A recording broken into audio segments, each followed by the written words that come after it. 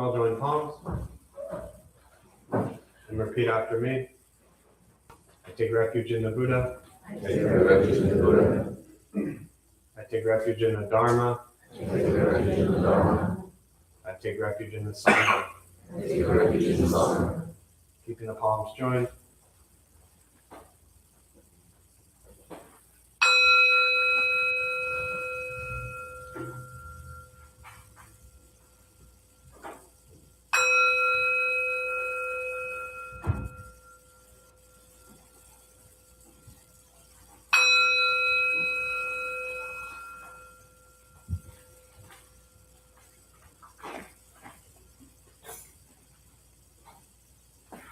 Put palms down.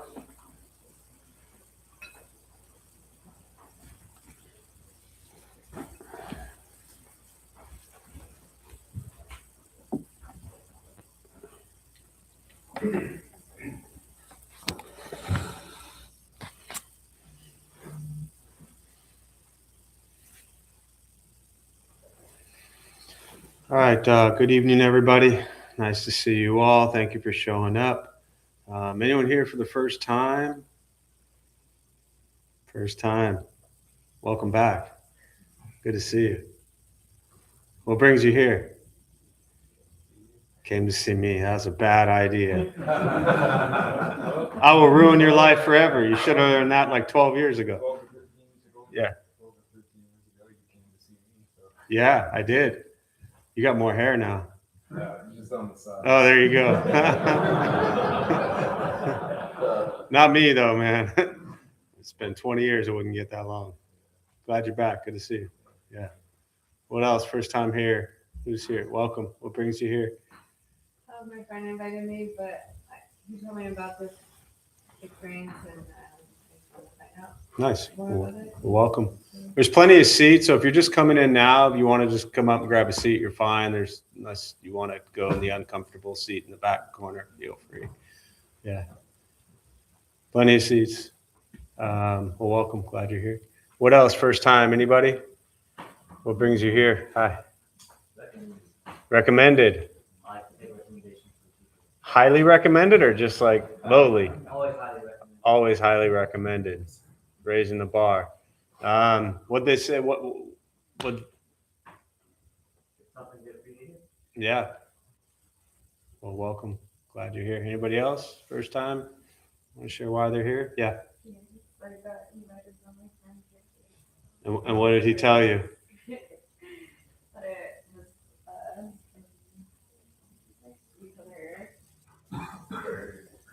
Instrumental for that. Yeah. That's what's kept him so calm and steady all this time, you know. And you're not sitting in the back row, so I know you brought somebody, you know. Well, I showered today. Glad you're here. Welcome. Thanks for being here. Yeah. All right. Anyone else first time want to share why they're here? Those of you keep coming back, why show up? Yeah. You jokes. My jokes.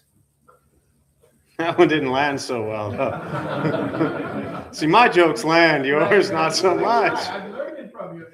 Come on. Anybody else? Real answers? Even though I know that was a real answer. Welcome. There are seats if you want to come up. Feel free. Say again. The practice. Yes. What? Yes. Lifelong path. And the reminders. Keep walking. Yeah. It was funny. Similar thing. You may have heard me say this, but Vicky years ago said, you know, I've been coming she's been around probably 13, 14 years. And she said, you know, I keep showing up and I keep hearing the same thing every time, but I need the reminders. And for me, that's what this path and this practice is. It's just a reminder. I mean, I'm convinced you could read like 20 minutes of Buddhism, no joke, and you could come to one meditation Buddhist thing and probably learn just about all you need to make a difference in the rest of your life. I'm not even joking. The challenge is, can we do it? Can we practice it? Can we put this stuff into our lives? Because if we can't put it into our lives, then what's the point? You know, if you're hungry and you got a bunch of food in front of you and you just stare at it, you're just going to stay hungry. It's just the way it works. So with practice, meditation, and by practice meaning looking at Buddhist teachings and figuring out how do we integrate these into our lives. loving kindness, compassion, joy, equanimity, generosity, morality, patience, diligence, concentration, wisdom. The Four Noble Truths of life is filled with suffering. The cause of suffering is greed, anger, ignorance. The ending of suffering is nirvana, liberation. And the fourth is the path, the Eightfold Path, having correct views, thought, speech, action, livelihood, effort, mindfulness, concentration. Literally, that is all you need to know. You don't even need to stay for the hour. You could leave now. That's it. That's all you have to learn on the Buddhist path. Then the challenge is, how do we do it? How do we stay generous throughout our day with our heart and our mind and our attention towards others? How do we live a morally ethical way of life that, we don't piss people off all day long? How do we stay patient always? Like literally every moment of our life. How do we stay patient? It's really that simple as far as understanding what the teachings are talking about. But that's why we come together, community, to kind of remind ourselves, how do we keep doing this? Because it's not easy. So, all right, with that, and to those joining virtually, thanks for showing up. Glad you're here. Feel free to say hello. There's a chat box on your screen somewhere. We'll start with the meditation practice. A couple things to tell you before we begin, especially for those who might be new. Nothing's going to happen to you, right? You're not going to float away. You're not going to have any mystical, magical experiences. The mind that races all day long is not going to shut off. Don't judge your practice, meaning don't ask yourself, is it working or not working? Are you doing it right or wrong? We're just going to sit. We're going to breathe. You'll hear sounds inside, sounds outside. This is life. Life is filled with chaos. And this practice is learning to get quiet and still within all of the chaos. Posture, you just want to be comfortable. If you're on a cushion, often it helps slide into the front third. Pushing the stomach forward allows the back to straighten. If you're on a bench or chair, also just trying to sit up straight, relaxing the shoulders. Hands are on the knees or lap, whatever's comfortable. Don't expect silence. You'll hear sounds throughout the practice. These are not distractions or disruptions. It's just what's happening around us. I'll guide us as we begin, and we'll settle into a little bit of silence.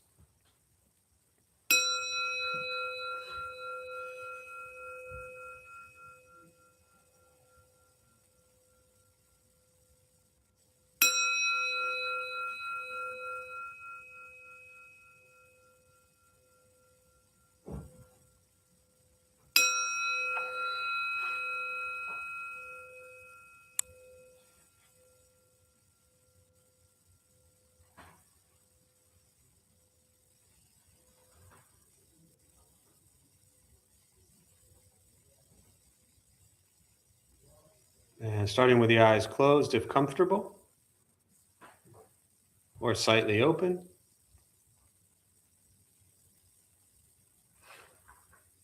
Mouth is open or closed. We'll start with taking 3 deep breaths, slowly.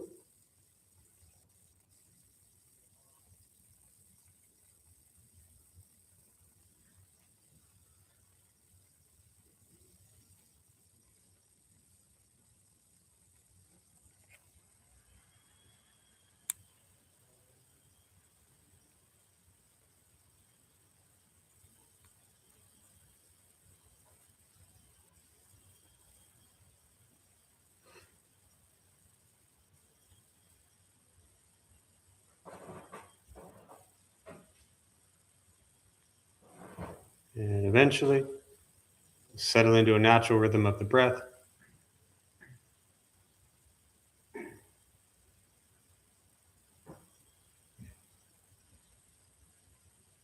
Noticing the mind as it wanders, jumping from thought to thought.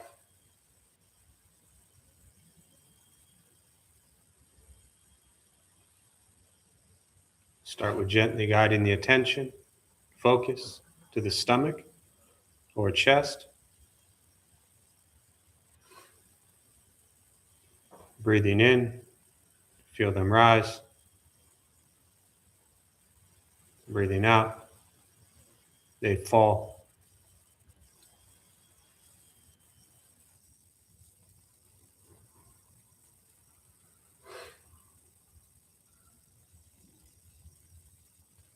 Simply continue in this practice, observing sensation of breath.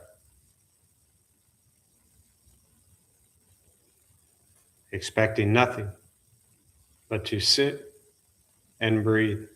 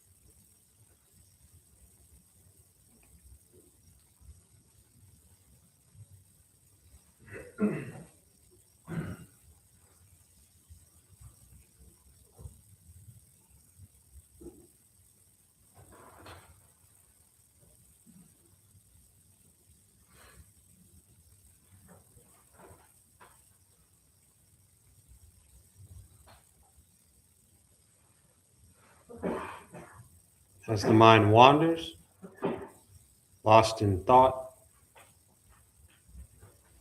recognize it.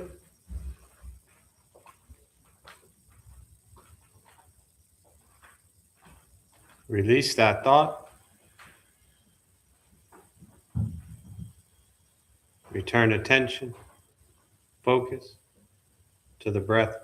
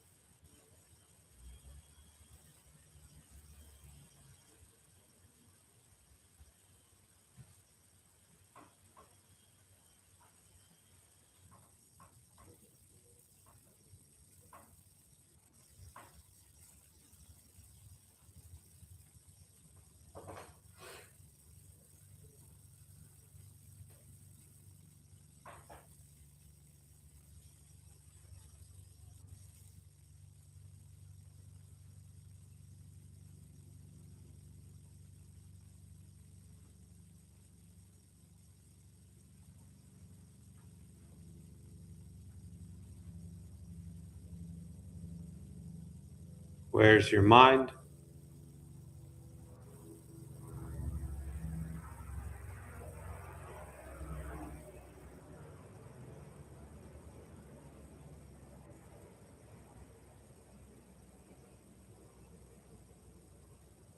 Lost in thought.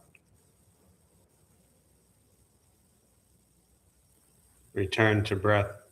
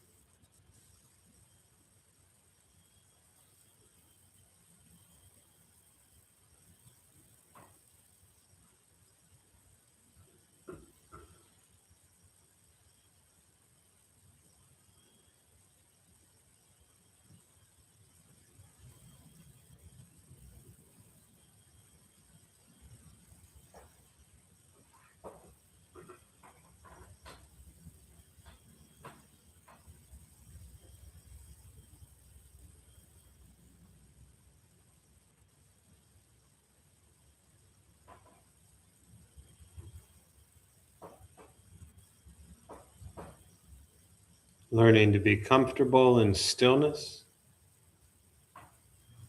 in quiet, wanting nothing but to sit and breathe.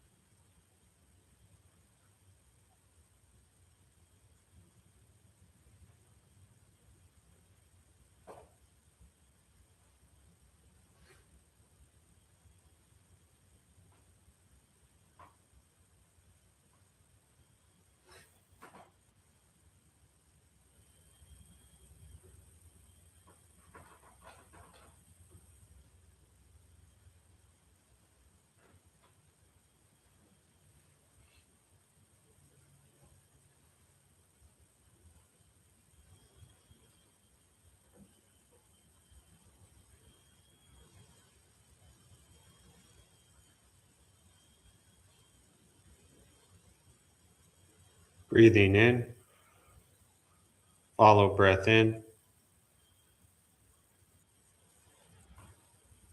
Breathing out, follow breath out.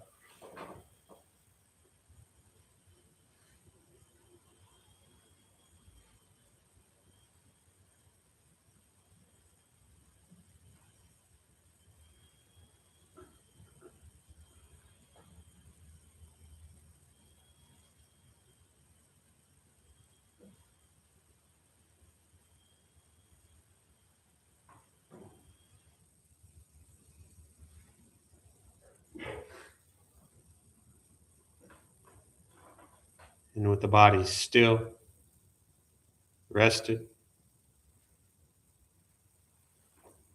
and the speech quiet, aware of all sounds,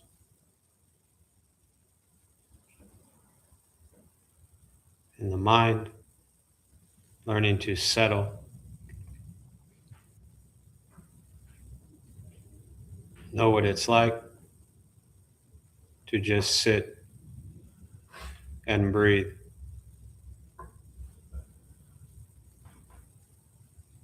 Knowing with each breath, there's nothing else to do, nowhere else to go, and no one else to be. Everything beautiful, exactly as it is. Sitting, breathing.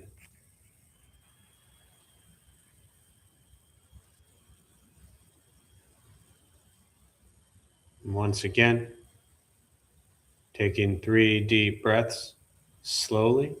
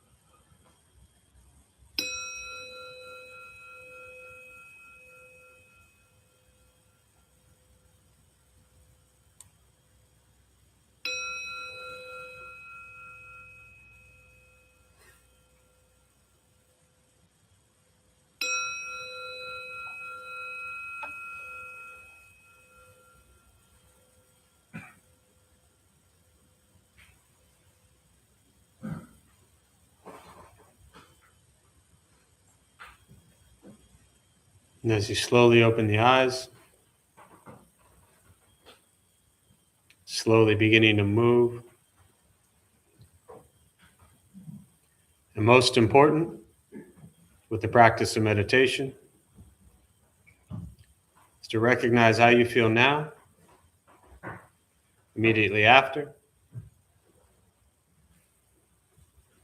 Compare this to how you typically feel throughout your day. Recognize the difference, if there is one. And ask yourselves how you'd prefer to feel every day for the rest of your life. And realize however you feel now, if it's quiet, calm, and still, or a busy mind, racing mind, whatever you're sitting with at this moment, has nothing to do with anything I said. It's nothing to do with how you sit and hold the hands or cross the legs. It's nothing to do with the sounds around us or anything else for that matter. It has everything to do with your own mind and your own mind's reaction to an external condition. This is what the Buddha called pratitya samuppada, means dependent origination. This is the basis of the Buddha's awakening. The word Buddha simply means awakened. He was a human being, no different than any one of us, who began to understand why he suffered, why he got angry, sad, depressed, stressed, anxious. He began to understand the causal relationship of all phenomena. And what that means for all of us, regardless of where we come from or what we believe in and where we think we're going, our whole life is filled with things that happen. We react. More stuff happens, more reactions. That's it. This practice is simply learning what it's like to respond to something quietly, peacefully, still. Because for most of us, the way you responded to the last 20 minutes is quite different from how you respond to every other 20-minute period of your day.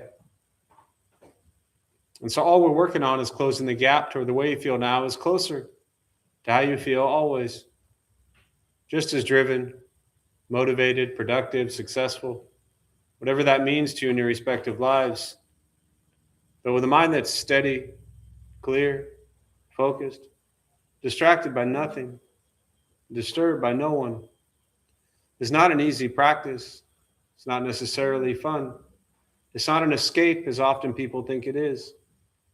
It is direct perception into the present moment.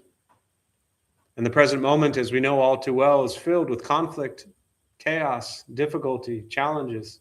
This is life. Much of our lives we've been running. And this practice is learning to sit with life as it arises. Meditation is free. Buddhist practice is free. It's just sitting, breathing, becoming aware of everything you think, everything you say, and everything you do. And how our thoughts and words and actions impact our life and the life of those around us. This is called karma. Karma is not what goes around comes around. Karma is not getting what you deserve. Karma is not what's coming back to you or them because of what you did or they did. Karma is what we bring into the world. Karma means action, and we generate karma 3 ways: body, speech, mind. What we think, what we say, and what we do creates our world and the world around us. So this practice is about being absolutely mindful of our karma, because what we think and say and do has a major impact in our lives and the lives of those around us. And that is why we call this a practice. To think kind thoughts, to speak kind words, to do kind deeds is a practice. Some days it's easier than others. Some days it may seem absolutely impossible. And that'll go moment to moment, hour to hour. Maybe for 3 hours you feel like you're doing great. You just finished reading some gentle Pema Children book and you think you're all wonderful and kind and gentle. And then you look at your phone and something pisses you off, and all of a sudden, no longer are you thinking kind thoughts, speaking kind words, or doing kind deeds. And this is our life. And our life just is a constant state of impermanence, change of emotions, change of thoughts, change of actions. But we spend a lot of time trying to change, fix, control, manipulate everything and everyone around us. And this practice is working on controlling your actions. And that does not mean that the actions of the people around us are not important. They are. It does not mean that we ignore what is happening in the world today or at any time. We pay attention to it. We become mindful and aware of it. And we see how we interact with it to create change in the world you want to see, but from a place of loving kindness and compassion, not from a place of hatred and anger. Because many people have spent a majority of their lives pointing fingers and blaming everybody else for everything that's wrong in their life, which does not mean other people have not had a huge impact on your life. Of course they had. But the question is now going forward, how do you respond? And that's what this practice looks at. And again, it's not easy, but it's better than being miserable your whole life. So with that, I'll pause. For me, I always really prefer to respond to questions, meditation, Buddhist practice, anything you're sitting with. To those who are joining virtually, again, welcome. Feel free to say hello. There's a chat box somewhere on your screen. If you have any questions, you can put them there. I'll do my best to respond, and we'll use the rest of our brief time for questions. Yeah. Can you speak on right livelihood? Right livelihood. Yeah. So let me just put a little context to it for those who might be new. I rattled it off pretty quickly earlier, but the Four Noble Truths, suffering is the first one. Discomfort, angst, dissatisfaction. A lot of people hear life is suffering and they're like, well, that's miserable. Why would I learn about that Buddhist stuff? But it's really just discomfort, angst, dissatisfaction, things that don't, that feel a little bit, just out of place. So that's the first one. Second is the cause, greed, anger, ignorance. We practice generosity, compassion, wisdom to overcome greed, anger, ignorance. The third one is the ending, liberation, nirvana. And the fourth is the path. And this is called the Eightfold Path. And so your question specifically is around one of the Eightfold Path: view, thought, speech, action, livelihood, effort, mindfulness, concentration. So all of that on Google for free. Go nuts. Right livelihood. In the Pali Canon, the sutras, right? The teachings of the Buddha, they're very specific and clear, right? And some to mention from those teachings, and then we can look at kind of how do we apply that maybe to our lives. Are you a butcher? No. Do you run a brothel? I've been a prostitute for many years. Okay. So, Legit, huh? yeah. Oh, this is great. Yeah. You just made the top 10 of things that I never thought I would hear as far as response. And I love your you're honest, vulnerable. Like, this is phenomenal. Yeah, we could go on tour together and do this stuff. David, you happy now? He comes for the jokes. Go ahead. Sorry. No, this is great. Yeah. So phenomenal, man. Never did I think anyone would ever say yes to that question. But technically, I said, do you run a brothel? What? Do you? I ran my own business. Oh man, you're making this tough. What's your name? B. B. All right, we'll keep it at just B works. I just wanted to, All right, so B. So much for my examples to then try to make it relevant to today, because you're pretty much there, right? But at the time, yes, those were things very specifically. Running a brothel, being a butcher, things like that. And so at that time or today, really the question is looking at what is the intention, where's your mind at, and how much harm, because all of these teachings of, say, do no harm, for example, right? All of them, even looking at right speech, honesty, morality, all these types of things play into livelihood. For me, I've always found this to be a really beneficial and I think helpful way to look at what we do for a living, right? And regardless of what it is, what's behind it, right? Regardless of what our profession is, what's behind it? What's the intention? How much harm are we causing, again, to ourselves and others? Are we being honest to ourselves and others? Are we manipulating? Are we lying? Are we cheating? Are we stealing? Where are all of these precepts that the Buddha taught playing into our livelihood, right? So to your response of, you've been a prostitute, right? So there's a lot of harm that can occur in that profession, I would imagine, right? I'm not knocking it. I'm not, I'm just saying there's a lot of harm that can occur.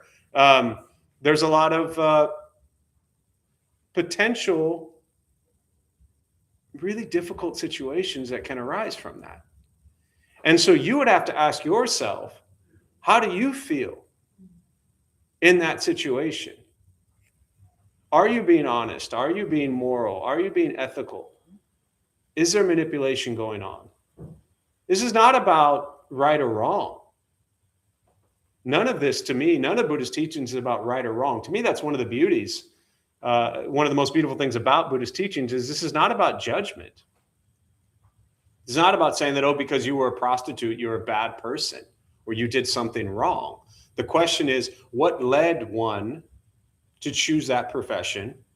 For me, there's kind of three things. I use this a lot with like precepts where, let's say, no intoxicants, right? Drugs, alcohol, whatever it might be. And so the question I'll always ask people is, what leads one to do it? Could they stop? And if it wasn't in their life, what would their life be like? Right?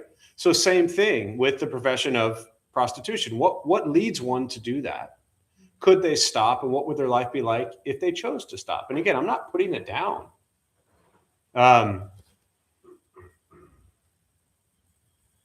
So I think the practice really comes back to holding up a mirror. And I say this for everything. And reflecting back on yourself. And for you, B, to ask yourself in that profession, what were you like? And what was it like with the people that you were with? What type of interaction? When we look at sexual misconduct, right? We look at honesty. Openness is great, right? As lay people, again, for monastic path, monks and nuns, et cetera, in most traditions, they choose a celibate path, right? Japan, for example, I'm not a scholar, but roughly 1,000 years ago, Buddhism was dying in Japan. So they allowed the Zen priests to marry so they could have families and continue the tradition of, you can go to Japan today, go to a little temple, and they'll say this has been in our family for 800 years. And they're not kidding, because they just keep, having children that carry on the tradition, right? So from a sexual misconduct standpoint, it doesn't necessarily mean that what you were doing was going against sexual misconduct. But that's only for you to know. I can't answer that for you. What was the situation like? What dialogue took place? What honesty, what communication was going on there in both parties? Which is almost impossible to know, because we don't ever really know what's going on in somebody else. So you really are kind of asking yourself that, but then looking at, in that situation, how are your thoughts, your words, and your actions potentially creating harm or not? Yeah. Can I just add a quick follow-up question? Sure. Yeah. So, How am I doing so far? Is this helping you at all? yes, it is. Yeah. Definitely. So I feel like I'm not going to be a prostitute anymore, and I don't want to be a butcher. Is there anything that you've recommended to me? Yeah. So now that we've ruled out being a butcher and a prostitute, yeah. So, I think it's really just to keep it kind of broad, right? There are a million things you could do, right, as a livelihood to make some money. And before I even get to specifics on that, I think we really have to look at, what are we doing with the money we make? Which is what drives so much of the professions that we choose. I don't want to generalize here, but to generalize, most people go into professions. How many people actually do what they love to do? Very few. Well, there you go. Okay. So a lot of you do. Right. You say, get out of here. Right. You're ruining it for everybody else. Right? So there are some people but my point is, a lot of people do what they do because they want to make money. And there's nothing wrong with making money. But the question is, what do you do with that money? How is it spent? And again, these are not judgments. The question is, am I working jobs that I hate to get a bunch of money? It's our Kerouac quote we read every year on news. You buy a lot of stuff, throw it away. Work, produce, consume, work, produce, consume, work, produce, consume. That's all we do. We get stuck in the rat race. Buy a bunch of junk you don't need, and then you throw it away 6 months later because there's a new one coming out. iPhone 10s worked just fine. How many people still have them? Probably the same people who are happy in their job, right? But so it's not so much about what livelihood you should go do based on what the Buddha said. The question is, what does your livelihood bring into the world we live in? Is it helping people? Is it harming people? Is it honest? Is it manipulating? Is it cheating people, or is it for a benefit to humanity? Those are questions you just honestly ask yourself. How are you helping people? Is really what I would be asking myself. And there's a million ways you can do that. So does that help? Yes. Yeah. Thanks, B. Appreciate it for sure. Yeah, go ahead. Howdy, Jeff. Good to see you. I'd like to ask, I facilitate a recovery Dharma meeting with about 20-something people in here, and I love them to death. Mm-hmm. I don't know if that's right. I got you. Yeah. I initially learned that there was the 5 precepts and 16, and the whole long list. These folks, some of us might have substance abuse issues. At least I do in recovery, and I'd like to know how you could just talk about the precept about intoxicating substances. Sure. Yeah. Sure. So the question really around precepts, intoxicants, and let me just kind of also put this into context a little bit. At the time of the Buddha, there were 227 precepts for the monks and 311 precepts as they opened up and allowed women to become nuns. So there were 227 to 311 precepts, right? And these were precepts they followed there were like major precepts, minor precepts, etc. And they followed them to keep the community safe. Now, it's important to understand that it wasn't like the Buddha sat down and said, here's a bunch of rules you all need to follow, right? It's called the Vinaya, right? So the Pali Canon has 3 baskets. The Tripitaka means 3 baskets. Sutras, which are the teachings, sastras, which are the commentaries, and the Vinaya, which is the code of conduct. Okay, so those three baskets make up what's known as the Pali Canon, the teachings of the Buddha. And when you can read the Vinaya, and it'll tell you the reasons each one of these precepts came to be. Okay, but I'll get to the 5 in a minute. But before I get to that, do you drive? Okay. When you come to a red light, do you stop? Yes. Do you have to? Yes. You Well, have to stop. No, I do not. Okay, you do not. But you said you do. Why do you? Safety and the law. Safety and the law. What would happen if you ran the red light? Good chance nothing. But Good chance nothing. Correct. What else could happen? I could get in an accident, Yep. which could be really, really bad. Yeah. Or I could be pulled over. Yeah. Or I could, just harm. Harm. And so the traffic lights ultimately are there for what reason? As an impediment and a deterrent to stop me. Wasn't the answer I was looking for, but that works. It's there for safety. The lights are there for safety. Now, those of us who have problems with authority are like, how dare they put a light in the middle of my road? You know, I'm trying to get somewhere. It's been a whole 3 minutes. Now I want to move, you know. But the traffic lights are there for safety, to keep us and others safe from harming ourselves and others. And sure, you could run them and get away with it, but ultimately they're there for safety. Precepts to me are the same way. These are kind of to my earlier comments. These are not judgments. So when I talk about these precepts, these are not there for you to now judge yourself and think you're like a good Buddhist or a bad Buddhist, or, you know, these are not judgments. These are things that were there to help keep us safe. And the very first 5, to refrain from lying, to refrain from killing or harming, to refrain from stealing or taking what's not ours, to refrain from sexual misconduct, and to refrain from intoxicants, anything that alters the state of mind. Now, modern day, we tend to just often, you'll hear people say drugs, alcohol. But again, going back to the Vinaya, the things like garlic were not allowed. Anything that altered the state of mind, right? So it's not just drugs and alcohol. Lots of things alter our state of mind, right?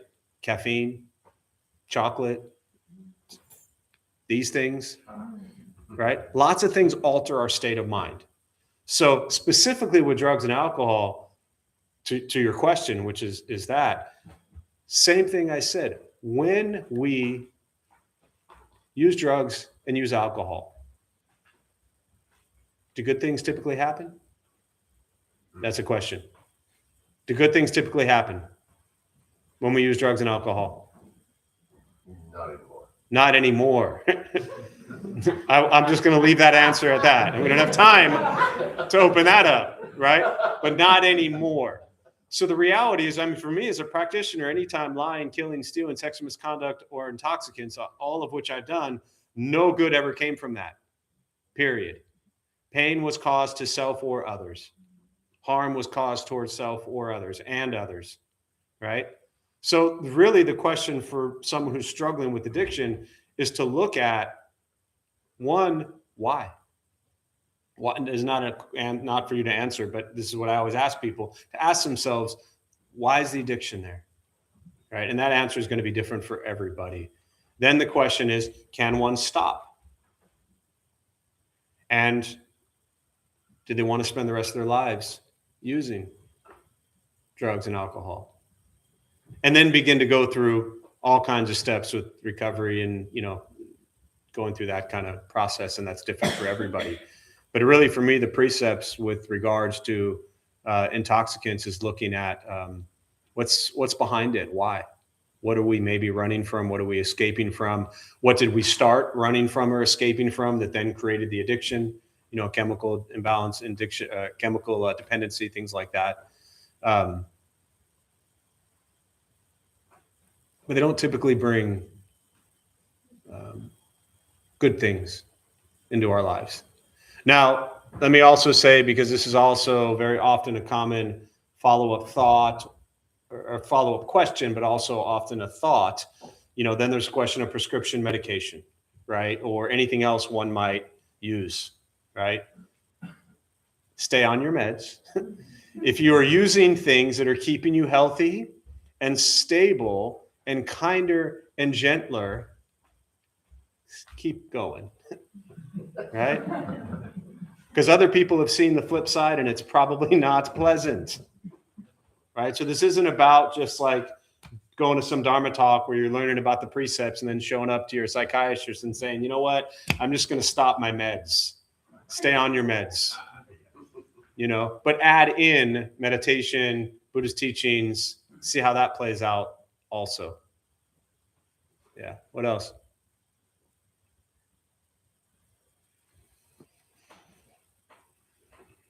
Yeah. What's like the difference between focusing on breathing or focusing on like some other task? So the question was, what's the difference between focusing on breathing or some other task? Yeah. Any specifics to the task or just anything in general, you mean? Just like anything else. Yeah. Nothing? Like they're like focusing on staying balanced. Yeah. Do the same thing as like focusing on breathing. Yes and no. It really depends, right? So the practice of using the breath as a guide, okay? Anapanasati Sutra, the Buddhist said, when breathing in and taking a short breath, know you're breathing in and taking a short breath. If you're breathing out, taking a long breath, know you're breathing out, taking a long breath. So that practice specifically was simple awareness and focus on sensation of breath, right? Now, with that being said, there are many things in the Buddhist teachings that meditation is sitting, standing, walking, lying down. Meditation ultimately is a concentration and focus on the present moment. So what you focus on ultimately, to your question, doesn't matter.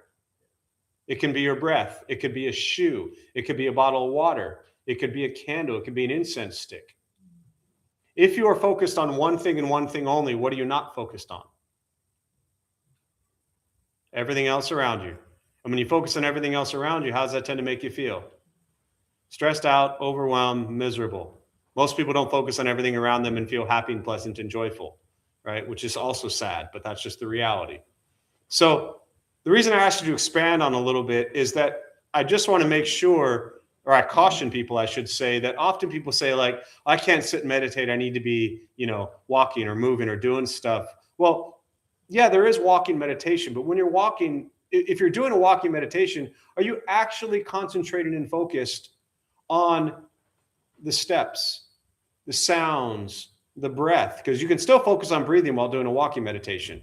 But to say that you're doing meditate, like people often say like, well, this is my meditation. Well, that's just stuff you're doing, which is good. And it's peaceful and happy and it brings you joy. But why do we have to call that our meditation? Very often people are, to be quite honest, afraid to sit silently and focus on their breath. Why do you think that is? When you sit silently and focus on your breath, what are you stuck with? You. And what do most people spend their entire lives running from? Not me, you. Me too, but, right? So, I love you. that's the reality. There are so many types of meditations, thousands of them. And I think for the most part, they're wonderful. I always tell people, like, find the practice that works for you. It doesn't have to be silence. It could be guided meditation. It could be mantra meditation.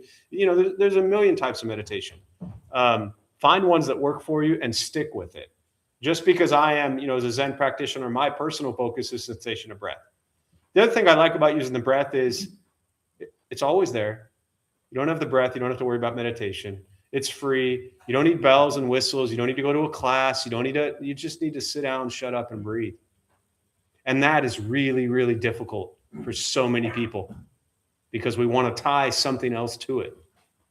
And I learned years ago, like, let's just let meditation be the one thing you do not need anything else for, So, but yeah, it ultimately doesn't matter what you focus on, as long as you're concentrated on the present moment. We call it present time awareness. What else? Yeah. Earlier you were asking the question if anybody does like a job that they would love. Yeah. And I had that career that like I felt it too naturally. I didn't even seek it out. It kind of just fell in my lap. Yeah. Going alcohol counseling. Nice. And I was curious because in the midst of everything I ended up relapsing. Mhm. and everything, was there anything like in the teachings about like if you have that thing like that career path or whatever you want to Sure. like that, like, is there like any like, hey, if you have this, be wary of this? If you mean if you had that, Like, if you have that career, if you have that life. Oh. quote, unquote, like, you know, yeah, I think I don't know that specifically like towards that, but what I can say is, I think we look at the Buddhist teachings on impermanence and the Buddhist teachings on patience. For me, I always look at the very fundamental, basic Buddhist teachings, and I apply that to everything, like literally. And so I ask myself, in this situation, I would ask myself, everything comes together for a period of time and will cease to exist. So you had a job for a period of time and it ceased to exist. There's nothing wrong with the job. I mean, it's something you were passionate about. You, I'm sure, still are passionate about it. To me, there's nothing that says you should not do it if this is what you're asking for, just because, you had a relapse, right? You could have been doing anything and had a relapse, right? Truly. So a job that you can help people, help save lives, a job that you understand intimately from being in recovery yourself. Like, how beautiful is that? To be able to be of service and give back and get paid for it. Sounds pretty wonderful. Now, you might be afraid because of past experience, but to me, that's where I would apply patience. It says, I'm going to be patient with myself. And you could do all kinds of blames and, if this, if that, I shouldn't have, this person, that person, me, if that. I mean, you could do that all day long, and maybe you do. But the reality is you made some choices you probably shouldn't have made, right? Is it because of the job? Well, my point is stress is going to be in any job for the most part, right? I mean, even jobs you love, So if you are afraid of going back into that, then be afraid of it. And that's your call. But I think to be of service in a population environment that is very dear to your heart is a really beautiful way. And to me, the practice would be, how can you build yourself up to where, you're clean, sober, and alive, to where you can really make a difference in people's lives and work on getting through that fear that you have, because it's like I said, the stress for the most part, most jobs you have are going to be stressful, So yeah, stay at it, man. Patience with yourself. Yeah. Thanks. What else?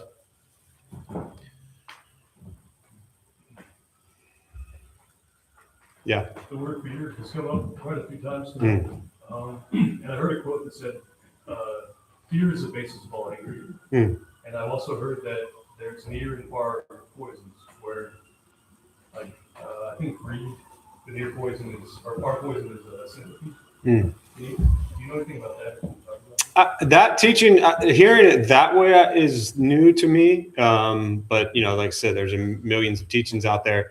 But a couple things I will say about fear.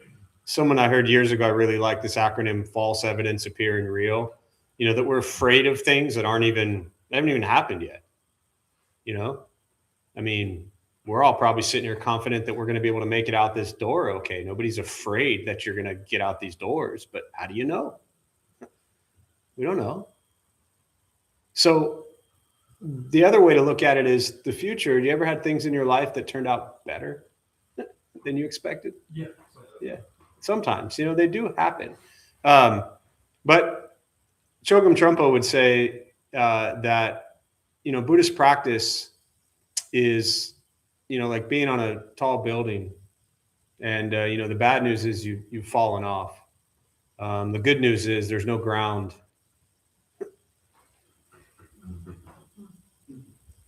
So you never crash. You never crash. You just keep going. And with diligence, you keep that effort going. For me, this practice of Dogen, Zen Master Dogen would say, practice as if your hair was on fire.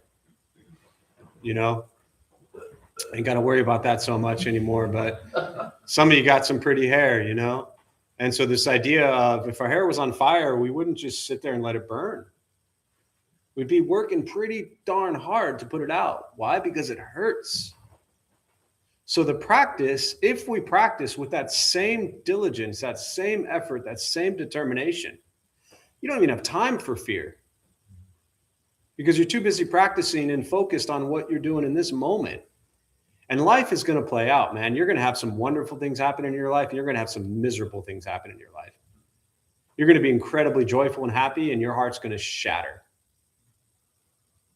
You know, you may have heard me say this, but it was not that long ago. Somebody said to me, it was a college kid a couple years ago, and he said, Jeff, I'm afraid that when I speak, people are judging me. And I said, you don't need to be afraid that they're judging you. They are judging you. 100%. The question is, why is it bothering you? So I think fear is just an emotion that arises that's an illusion, just like everything else. Now, I also want to add, especially for those who maybe don't know me or maybe sitting here for the first time, you know, as I often say, I sit here with every privilege in the book. And as a straight, white, able-bodied male, nobody's coming after me. I have nothing to fear. I've had nothing to fear my whole life except for the shit that's in my head. So there are a lot of people afraid right now, and I understand that, and I sympathize with that. And it's real. So when I say fear is an illusion, I'm not diminishing things that are happening in our world right now, that people are living in absolute fear. I'm not suggesting that, they just see it as an illusion. No, I mean, that stuff is really going on. It's really happening, and it's a nightmare. So when I speak about it, I'm not specifically talking about that. And then I'm just saying for everybody here, really. But much of the fear that people live with outside of that is stuff that some's going to happen, some is not. And if you stay focused on present moment, where does fear arise? You know? Yeah. What else?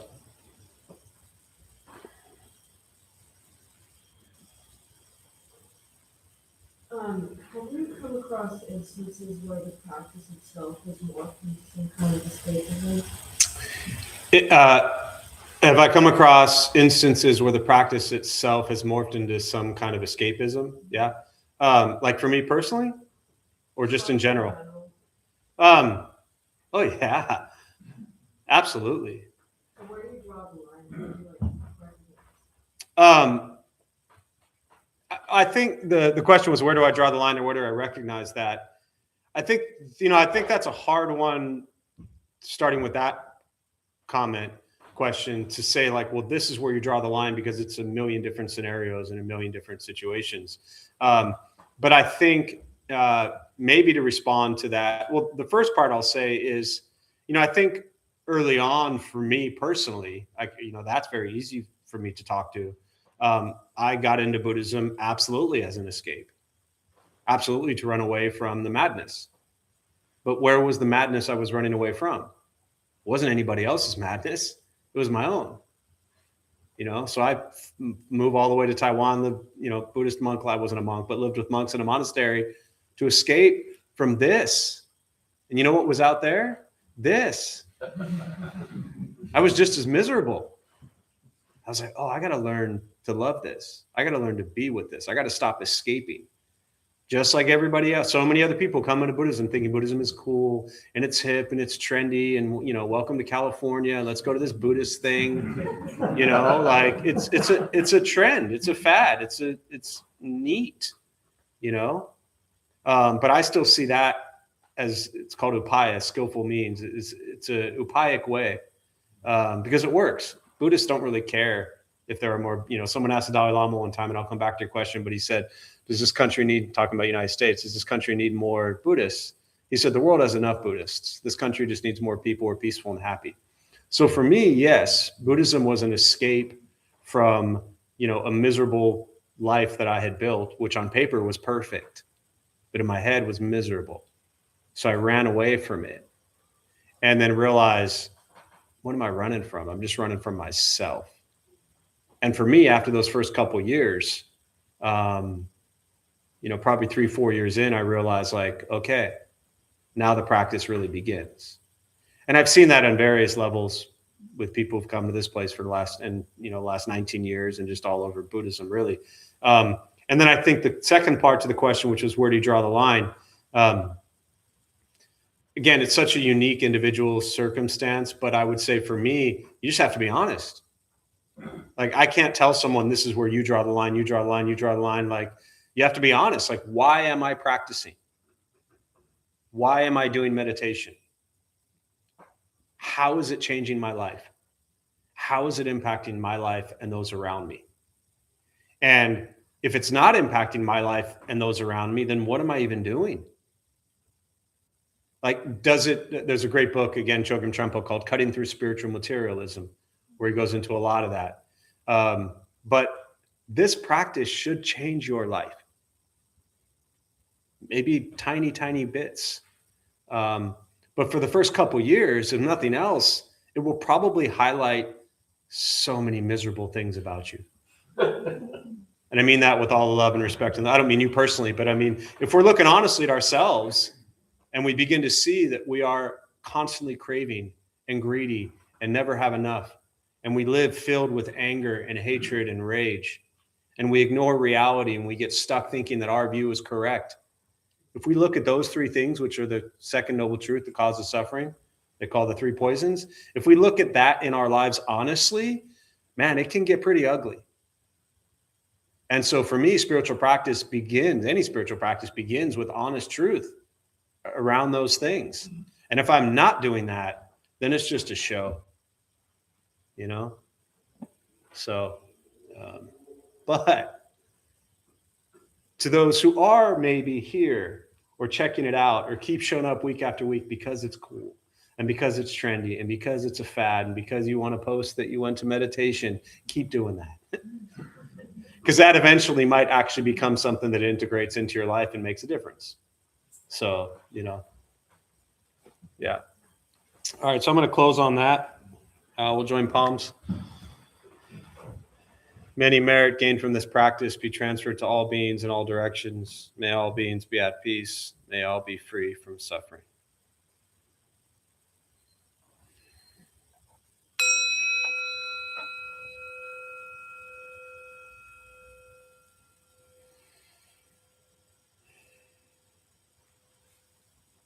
All right, before y'all head out, our Dharma Bum host Hazel has some announcements for us.